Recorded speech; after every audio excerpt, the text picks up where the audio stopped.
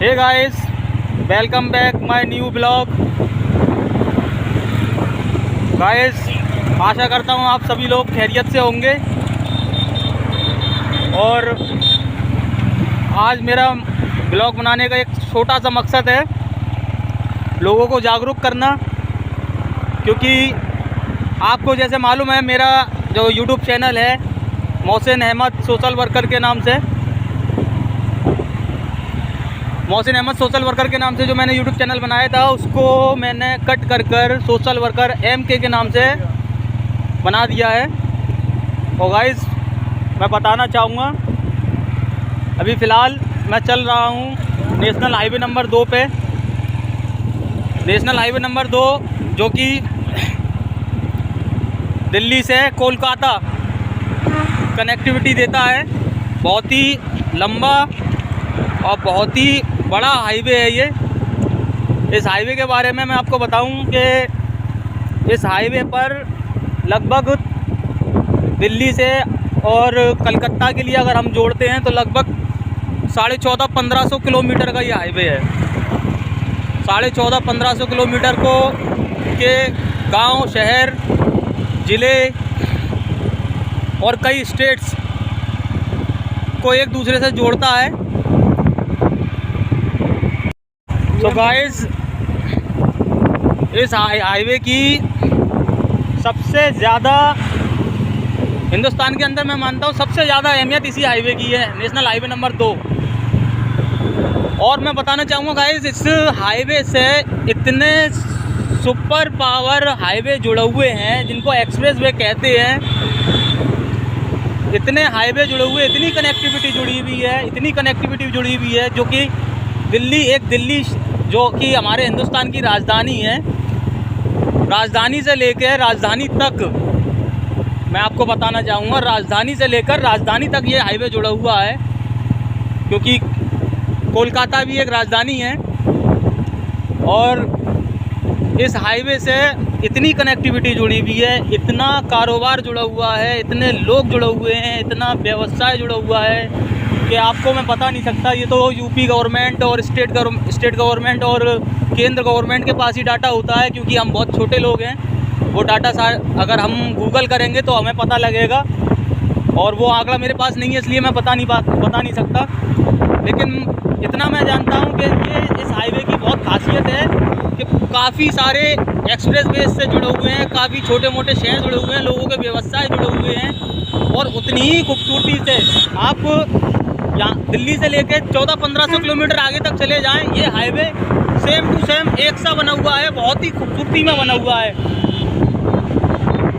तो गाइस, मैं आपको ये बताना चाहूँगा कि लोग ये कहते हैं कि मोदी जी ने कुछ करा ही नहीं है, क्योंकि एक विशेष धर्म जरूर इस बात को कहता है कि मोदी जी ने कुछ नहीं करा है, योगी जी ने कुछ नहीं करा है। मैं उनको ये बताना चाहूँगा, भाई लोगों, हर गवर्नमेंट कुछ ना कुछ करती ज़रूर है।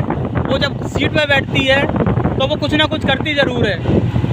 हाँ, हर गवर्नमेंट में मैं ये कह सकता हूँ कि कोई ना कोई किसी ना किसी का विरोधी होता है, विपक्षी होता है, तो वो बुराई ज़रूर करता है उसकी।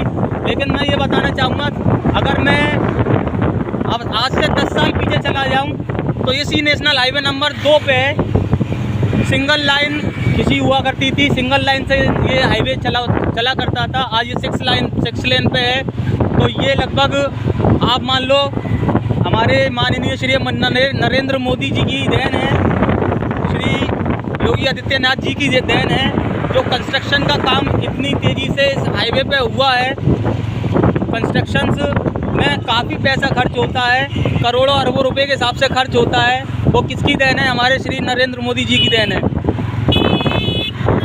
तो मैं लोगों को ये बताना चाहूँगा, सपोर्ट करें, ऐसी बात नहीं है। आप भ्रष्टाचार की ओर अगर देखेंगे तो भ्रष्टाचार भी काफ़ी ज़्यादा कम हुआ है, काफ़ी हद तक कम हुआ है।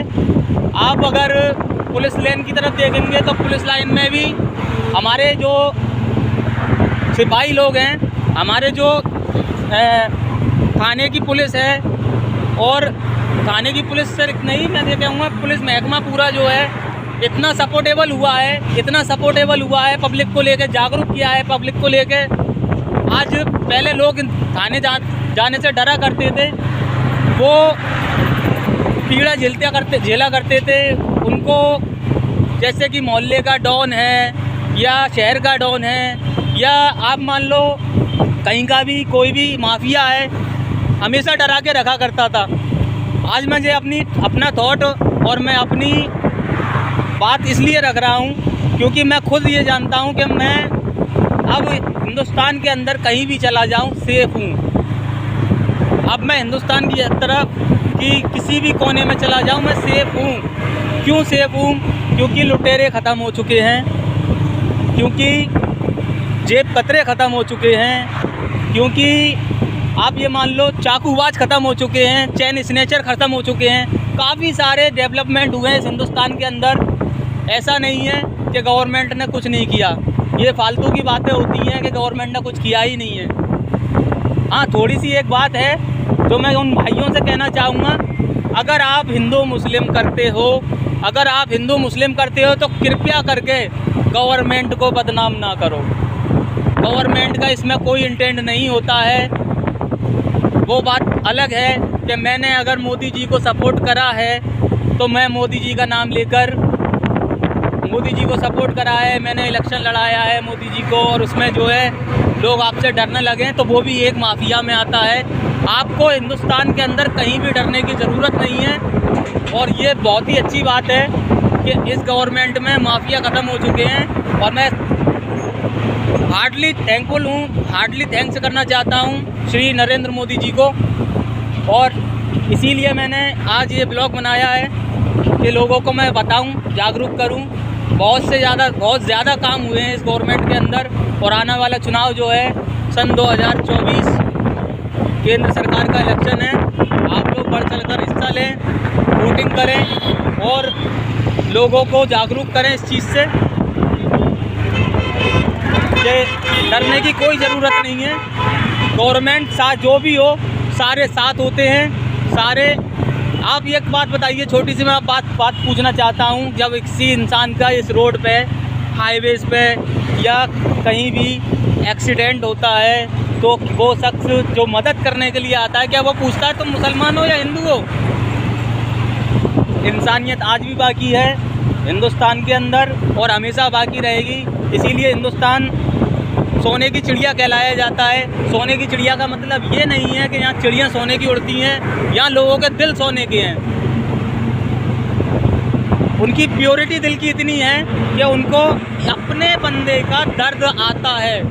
अपना बंदा, जैसे कि एक हम अपने घर में रहते हैं तो हमारे खून का रिश्ता होता है, एक दूसरे से इतनी मोहब्बत करते हैं कि हम तो कुछ कह देते हैं, लेकिन दूसरा अगर कहे तो उसको हम आंखें दिखाते हैं। अपना भाई अगर हमसे कुछ कह दे तो हम उसकी सुन लेते हैं और हम उसको सुना भी देते हैं। लेकिन अगर बाहर वाला कोई कहता है तो अगर हम कितनी भी नाराज़ हों अपने भाई से, कितना भी नाराज़ हों अपने भाई से, लेकिन बाहर वाले को छोड़ते नहीं हैं कहे बगैर। ऐसे ही हमारे हिंदुस्तान की कनेक्टिविटी है, एक दूसरों के दिलों से जुड़े हुए हैं, एक दूसरे से मोहब्बत करते हैं, मोहब्बत पसंद करते हैं, चाहे वो किसी भी तबके का आदमी हो, चाहे वो किसी भी मज़हब का आदमी हो। अगर कोई गैर देश हमारे हिंदुस्तान पे नज़र दिखाता है तो उसको जवाब देना हमारा कर्तव्य है और हम वो करते हैं, अपना कर्तव्य पूरा करते हैं। तो इसी बात के साथ मैं अपनी बात ख़त्म करता हूँ और मैं लोगों से कहता हूँ कि बिल्कुल डरने की ज़रूरत नहीं है, बल्कि बढ़ चढ़कर हिस्सा लें। और हिंदुस्तान जो है, कुछ चेंजेस हुए हैं, कुछ चेंजेस आए हैं, कारोबार में थोड़ी तकलीफ़ें आई हैं, कारोबार में परेशानियां आई हैं। तो भाई मेरे, आप लोग थोड़ी सी सेंस लगाएं कि अगर कोई किसी चीज़ में चेंज करेंगे, आप किसी कारोबार में चेंज करेंगे तो कुछ टाइम के लिए तकलीफ़ ज़रूर होती है, लेकिन आगे चल के हौले हौले सब मामला सही हो जाता है। तो मैं बस यही कहना चाहूँगा, ये मेरी अपनी ओपिनियन थी। भाई लोगों, मेरे बात से अगर किसी शख्स को जो विरोधी हो, कृपया करके वो गलत कमेंट ना करें मेरी वीडियो में, क्योंकि मेरी ओपिनियन है। और ये अपने दिल से आप पूछें कि आपकी माँ बहनें अगर पहले निकला करती थी तो सबसे पहले श्री योगी आदित्यनाथ जी ने एक वो चलाया था, स्कॉट चलाया था, जिसका नाम था एंटी रोमियो एक ऐसा स्क्वाड चलाया था, बड़े बड़े कमीनों की जो है ना, कमीन कहूँगा मैं तो, जाहिर कमीन कहूँगा, जो दूसरे की माँ बेटी को, बहन बेटी को अपना ना समझे, वो कमीन ही है। और ऐसे लोगों की टट्टी निकल चुकी थी जब एंटी रोमियो स्क्वाड चल रहा था। उसके बाद से आप देखो, हिंदुस्तान के अंदर, अपने उत्तर प्रदेश के अंदर बहुत सी ऐसी जगहें हैं जहाँ पर ऐसे लोग खड़े होना बंद हो गए। वो किसकी देन है? श्री योगी आदित्यनाथ जी की देन है। हमारी मुस्लिम बहन बेटियाँ, हमारी हिंदू बहन बेटियाँ, क्रिश्चियन बहन बेटियाँ, सिख बहन बेटियाँ, क्योंकि ये देश की खूबसूरती है। सारे कल्चर मिलकर रहते हैं, अभी सेफली रहती हैं और अपने सेफली जाती हैं, सेफली आती हैं। पहले फ़िरोज़ाबाद के अंदर, मैं फ़िरोज़ाबाद से हूँ, क्योंकि फ़िरोज़ाबाद के अंदर मैं ये देखा करता था, कोई बहन बेटी जाती थी तो वो अपने भाई, पापा या माँ के साथ में जाया करती थी। लेकिन आज मैं आपको बता रहा हूँ, भाई, पापा या माँ कोई साथ नहीं जाते हैं। बेटी अपने आप, अपने पैसों से उसने स्कूटी खरीदी और माशाल्लाह अब जाती है वो अकेले, कोई उसको आँख उठा के देखने वाला नहीं है। और अगर आप रजिस्ट्रेशन देखेंगे तो धीमे धीमे बाइक के, स्कूटियों के रजिस्ट्रेशन लड़कियों के नाम में बढ़ते जा रहे हैं, इसीलिए क्योंकि वो भयभीत नहीं है, निडर हो चुकी हैं। और वो देन है हमारे योगी आदित्यनाथ की। शुक्रिया दोस्तों, थैंक यू वेरी मच। मिलते हैं अगले नए ब्लॉग में। जय हिंद, जय भारत।